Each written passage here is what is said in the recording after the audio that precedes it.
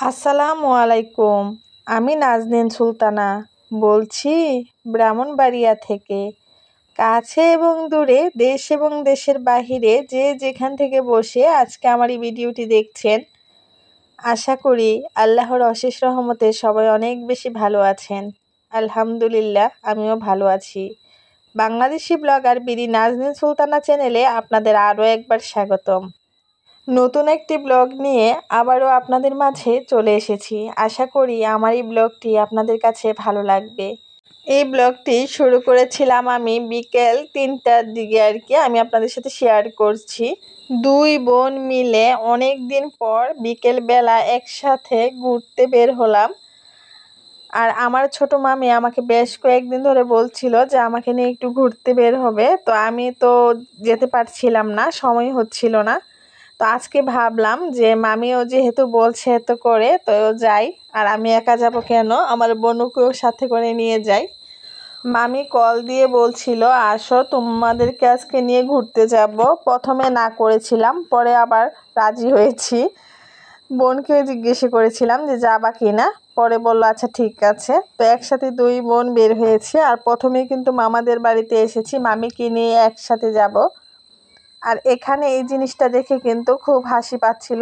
আমার মামা তো মনে হচ্ছে এখানে ডালিম গাছের ডালিমগুলোকে আবার সবুজ রং দিয়ে কালার করেছে, এগুলো দেখে আমি হাসছিলাম। মামি বলছিল এগুলো একটু ভিডিও করো। মামাদের বিল্ডিংয়ের সামনেই হচ্ছে এই ডালিম গাছটা। তা আমি দেখে বলছিলাম এটা কি হলো, তো বলছিল যে ডালিম কেন সবুজ হয় না, তার জন্য কালার করেই সবুজ করা হয়েছে। তো আমি তো হাসতে হাসতে শেষ আমার মামাতো বোনের কাণ্ড দেখে। আমিও একটু আমার ক্যামেরায় ক্যাপচার করে নিলাম আপনাদের সাথে শেয়ার করার জন্য। আসলে বিষয়টা খুবই হাস্যকর ছিল, তাই না?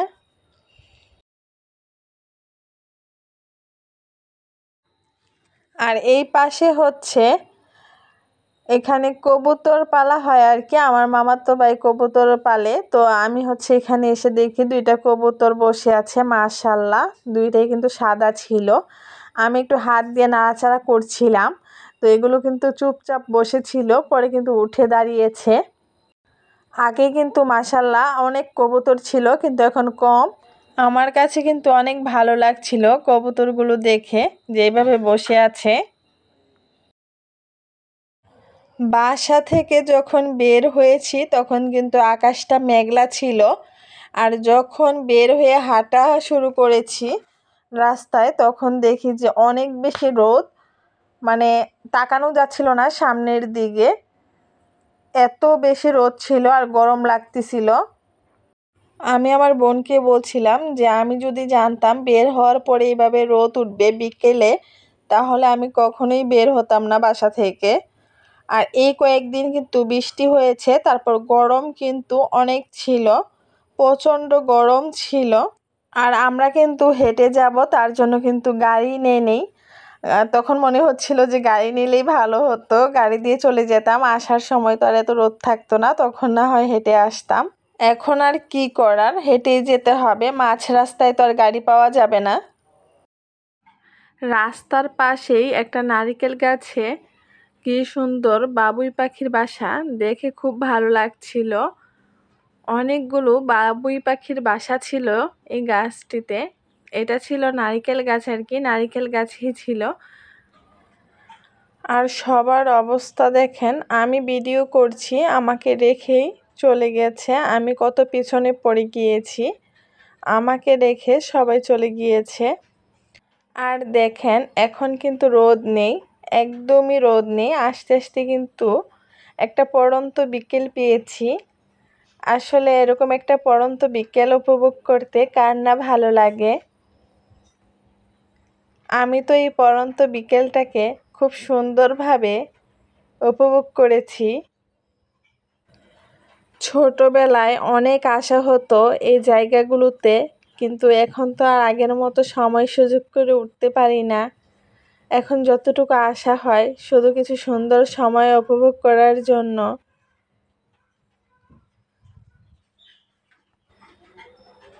আর এখানে হচ্ছে কিছু নৌকা ছিল, তবে ইঞ্জিনের নৌকা ছিল মাত্র 3-4টার মতো, আর এরকম ছোট ছোট নৌকা ছিল। তো ওঠার খুব ইচ্ছে ছিল, কিন্তু দেখলাম কাউকেই দেখতে পেলাম না, কেউ ছিল না যে বলবো, কোনো লোকই ছিল না। তো যাই হোক, হাঁটতে হাঁটতে আর একটু সামনে যাব। এখন সামনে গিয়ে দেখি কি অবস্থা। আগে যখন নদীর এই পার থেকে ওপারে যেতে হতো, তখন কিন্তু আমরা নৌকা দিয়েই পার হতাম। কিন্তু এবার এসে দেখলাম এখানে হচ্ছে নদীর ওপরে ব্রিজ হচ্ছে। দেখে খুব ভালো লাগছিল যে না, আর এভাবে পার হতে হবে না। আর এখানে এসে দেখে একটা নৌকা আছে, বড় নৌকা। তো আমার মামাতো বোন কি করছে, রশি টেনে এটাকে একটু কাছে আনলো, এনে এখন হচ্ছে সবাই উঠবে। তো ওদের ওঠা দেখে আমি হাসছিলাম, কেমন জানি লাফ দিয়ে দিয়ে উঠতে হচ্ছিল। আর এখন হচ্ছে আমার মামি আর কি রশি ধরে আছে, আর আমার বোন উঠছে। তারপরে হচ্ছে আমার মামি উঠেছিল, আর আমি উঠেছিলাম। ওঠার পরে দেখলাম সবাই ছাদে চলে এসেছে, নৌকার ছাদে আর কি। তো আমি বলছিলাম যে তোমরা উঠেছো ভালো কথা, আমি উঠতে পারবো না এভাবে লাফ টাপ দিয়ে। ওরা আমাকে নিয়ে হাসছিল, আমি বলছিলাম হাসো, কোনো ব্যাপার না, আমি এখানে সীমাবদ্ধ থাকি। পরে হচ্ছে আমার বোন আর কি আমাকে এক হাত ধরে টেনে তারপরে হচ্ছে নৌকার ওপর উঠিয়েছে। আসলে আমি কখনো এভাবে উঠিনি, তো তাই একটু ভয় লাগছিল। আর আমার মামাতো বোন বলছিল একটু নদীর ওই পারে যাওয়ার জন্য নৌকা দিয়ে। তো আমার মামি দিচ্ছিল না, মামি বলতেছিল যে না, সন্ধ্যা হয়ে যাচ্ছে, এখন আর ওই পারে যেতে হবে না, এখানে একটু সময় কাটিয়ে চলে যাব। তো অনেকবার বলেছে, আমিও পরে বলেছিলাম, তখন বললো যে না, যাওয়া যাবে না। আর আমি চাচ্ছিলাম নৌকার পাশে বসে হচ্ছে পাগুলো পানিতে ভিজাবো, কিন্তু আমার পাগুলো পানিতে ভিজতেছিল না। আমি চেষ্টা করছিলাম, তারপরে হচ্ছে অনেক দূরত্ব ছিল, পানি হয়তো বা এখন কমে গিয়েছে, যার জন্য হচ্ছে আমার পাগুলো পানিতে ভিজাতে পারছিলাম না। এই পড়ন্ত বিকেলে নৌকার ছাদে বসে সবাই শুধু ছোটবেলার কথা, অতীতের কথা বলছিল। আমার মামিও বলছিল যে অতীতে কে কী করেছে, কেমন সময় কাটিয়েছে, সবাই শুধু এই ছোটবেলার কথাগুলোই বলছিল। শুনতে খুব ভালো লাগছিল। আর আমি বসে বসে খুব ভালোভাবে একটা জিনিস উপলব্ধি করতে পারলাম, প্রকৃতি কথা বলতে পারে না, তারপরও তার সৌন্দর্য শত ভাষার চেয়েও উত্তম। বিকেল হলো প্রকৃতির এক নিঃশব্দ কবিতা, যেখানে সূর্য ধীরে ধীরে অস্ত যায় আর চারপাশে ছড়িয়ে পড়ে শান্ত এক আবহ। গোধূলির নরম আলো, মৃদু হাওয়া আর আকাশের রং বদলে এই মুহূর্তগুলো আমাদের মনে সৃষ্টি করে এক অপূর্ব প্রশান্তি। বিকেল হলো অনুভূতির পাতা উল্টানোর সময়, যেখানে সূর্যের আলো মিশে যায় হৃদয়ের স্মৃতিতে, অতীতের স্মৃতিতে। আজকে বিকেলে প্রিয় মানুষদের সাথে অতীতের স্মৃতিচারণ, ছোটবেলার গল্পগুলো যেভাবে একে অন্যকে গল্পের মতো বাণী শুনিয়েছি, এই গল্পের সমাপ্তি কিন্তু এখানেই শেষ নয়। আবারও কোনো এক পড়ন্ত বিকেলে আমার প্রিয় মানুষদের সাথে এরকম একটা পড়ন্ত বিকেলে বসে আবারও কোনো নতুন গল্পের সূচনা ঘটবে। এখানে বসে বসে যে শুধু গল্প করেছি তা কিন্তু নয়, এখানে এসে কিন্তু অনেক সুন্দর সুন্দর ছবি তুলেছি। আর আমার বোনকে বলছিলাম তুমি হচ্ছে এখানে বসো, আমি সুন্দর সুন্দর কয়েকটা ছবি তুলে দিই তোমাকে। তো আমরা সবাই মোটামুটি অনেকগুলো ছবি তুলেছি। এখন আপনাদের সাথে মজার একটা বিষয় শেয়ার করি। আমরা যখন এখানে এসেছি, এই নৌকার উপরে ছিলাম, ছাদে ছিলাম, তখন হচ্ছে বাজে একটা স্মেল পাচ্ছিলাম, মানে গন্ধ পাচ্ছিলাম আর কি। তো বুঝতেছিলাম না আসলে গন্ধটা কোথা থেকে আসছে, বা হচ্ছে পানি থেকে না মানে কোনো কিছু থেকে আসছে, বুঝতেছিলাম না। সবাই শুধু বলছিল যে গন্ধ পাচ্ছি গন্ধ পাচ্ছি, কিন্তু নৌকা থেকে নেমে যাওয়ার পথে রাস্তায় উঠে দেখি এখানে শুটকি শুকাতে দিয়েছে। দেখে তো সবাই হাসতে হাসতে শেষ, যে এতক্ষণ কিসের একটা গন্ধ পাচ্ছিলাম বুঝতেই পারছিলাম না, আর এখন দেখো কাণ্ড।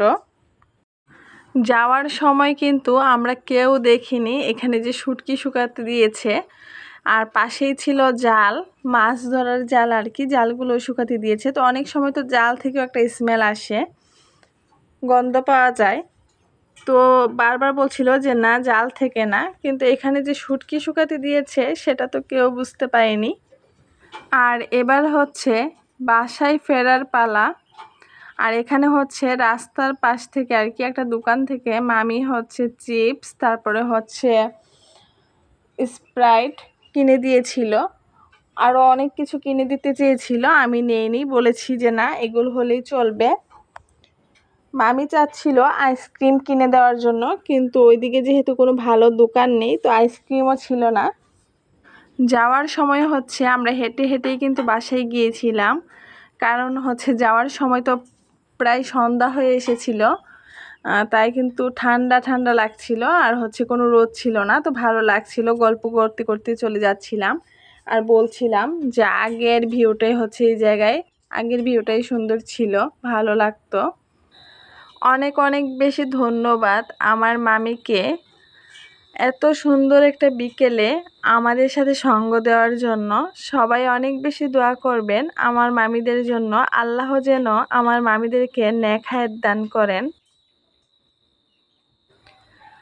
প্রতিটি সূর্য অস্তই কিন্তু আগামী সূর্যোদয়ের বার্তা নিয়ে আসে। আজকে আমি এই সূর্য অস্তের সাথেই আমি নাজনীন সুলতানা বিদায় নিয়ে নিচ্ছি। আগামী কোনো এক সূর্যোদয় সংগ্রহ নিয়েই আপনাদের মাঝে আবারও নতুন কোনো ব্লগ নিয়ে হাজির হব। আজকে এই পর্যন্তই। সবাই অনেক বেশি ভালো থাকবেন, সুস্থ থাকবেন। আল্লাহ হাফেজ।